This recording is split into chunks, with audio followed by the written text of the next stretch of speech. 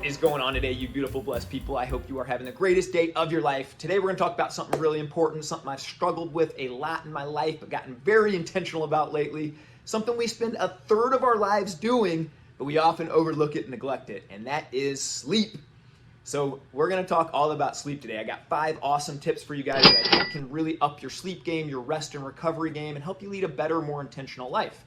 Look, I got 4 kids. Anybody who has kids knows if your kids miss a nap, if they don't sleep well at night, they're cranky. They're not as nice. They're not as good. It's not as fun of a day. Adults are kind of the same way. And you know, this is something I kind of took for granted in my 20s. And then now as I've moved to my late 30s, I've really had to prioritize rest and sleep and really create an active routine around that and get better at it. I was one that struggled with this and wasn't very good for a long time as a professional poker player, much of my 20s. I would often play 24, 30-hour sessions where I wouldn't sleep almost a day and a half, 2 days at a time.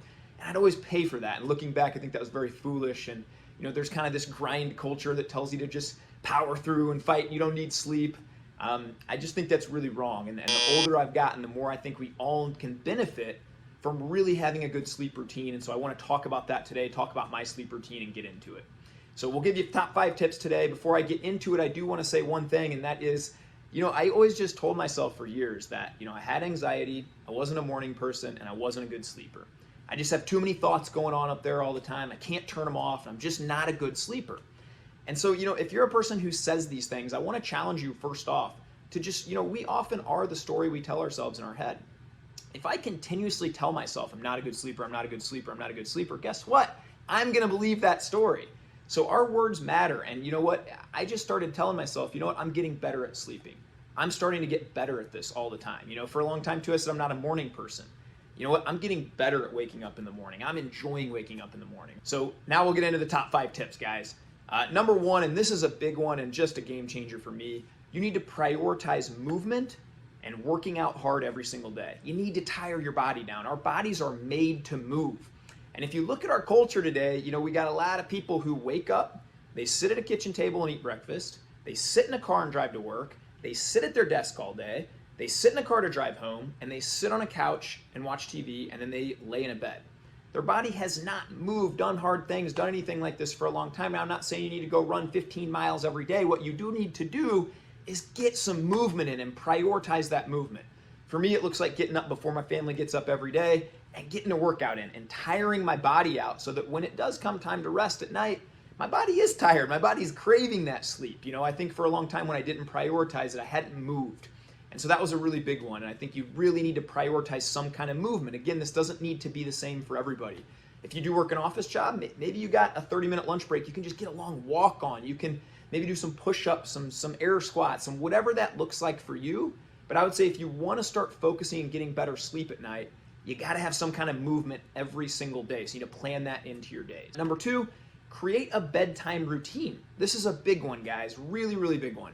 So I created a little bedtime routine for me. Mine probably won't look the same as yours, but maybe you can have a couple takeaways. So what that is for me is the last thing I'm going to do is I'm going to get out my notebook and I'm going to journal down what my next day looks like. And I'm going to write my top 2 or 3 priorities for the next day. And what this has done for me then is, I used to lay in bed and my thoughts would just go everywhere. They were all over the place, thinking about what I had to do the next day, what I had to accomplish, how I wanted to accomplish it, the people I need to reach out to, whatever that would be. Getting it out on paper and journaling it out has just given me so much more peace of mind. This takes me 2 minutes, and it really has changed the game for me. So I do that. I lay my clothes out for the next day, for the next morning. So that's already done. I kind of prepare my next day with some easy wins. And then I always have my Bible on my bedstand, and I try and read a chapter of the Bible, say a quick prayer, and then it's either, a podcast, a book, whatever that might be at night. So that's my kind of bedtime routine. And I would say try and get to bed at the same time every night. I know this was very hard for me as a poker player, again, when sometimes the games were just good and I was going to stay in them. But I think the older I've gotten, the more I realize that it's challenging when one night you're going to bed at 4 a.m., the next night you're trying to go to bed at 8, the next night you're trying to go to bed at 12. So if you can kind of be around that same hour window or hour and a half window, I think that'll really benefit you as well. Number 3, again, journal out your thoughts. This is something I'm really big in. I made a previous video about journaling. I can link that below. But, if you get those thoughts out every day, we got 50,000 thoughts a day going through these minds. if you can just get some of them out, it'll really decrease that anxiety. And again, I used to lay down my head on the pillow and just used to say, I can't turn my mind off. I remember saying that all the time. I just have all of these thoughts going through. Journaling has really helped reduce that anxiety and get a lot of those thoughts out. And so I would urge you, even just start small, 1-2 minutes before you go to bed, journal out what some of your goals are for the next day. Just get them outside of your brain and it will help you rest more peacefully and better. Fourth thing, I love these things, man. I'm gonna do this one in my blue blockers. These are like 20 bucks on Amazon. You can just literally Google in, blocks the blue light. And so, I recommend everybody, I play online poker a lot after my kids go to bed. I write a lot after my kids go to bed. I do client work. That's all on screens, all on computers. So, I did notice before I got these guys a few years ago that, that blue light, when I would rest, I wasn't resting as peacefully. Now, kids go to bed, if it's 7:30 or whatnot, and I'm going to work for an hour, hour and a half, I'm always going to be wearing these guys. And so I think that has made a very big difference for me. It's a very wise $20 investment that I think every person should make, that if you're going to have to be, you're going to be on screens from, 7 o'clock on, if your bedtime's maybe 9 or 9:30 or 10 or whatever that looks like, within the last couple hours, I would definitely recommend getting a pair of these bad boys. They're pretty handy, and again, it's a $20 investment. Blocks the blue light, and it makes your rest a whole lot easier. So I would highly recommend these guys. Number 5, and this is a really big shift for me, read. I think, I try and read every single night before I go to bed, whether that be the Bible, whether that be a book. Now, the one thing I will say is for a while I was reading this book, the David Goggins book.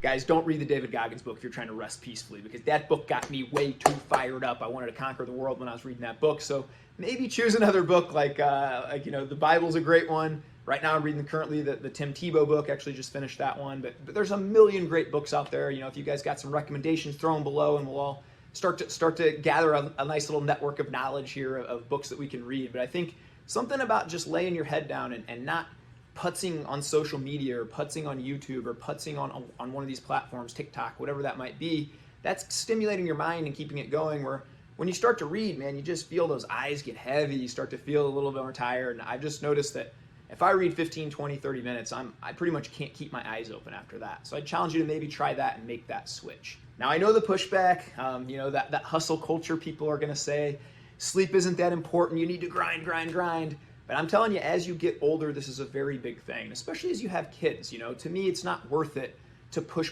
a little bit extra, stay up till midnight, 1 o'clock, even if I'm more productive, if I can't be a great dad the next day, if I can't be really present with my family because I'm too tired. Again, we spend a third of our lives sleeping. It's a big deal and it's important. And I think we all need to be more mindful of how we treat that and make it an important routine.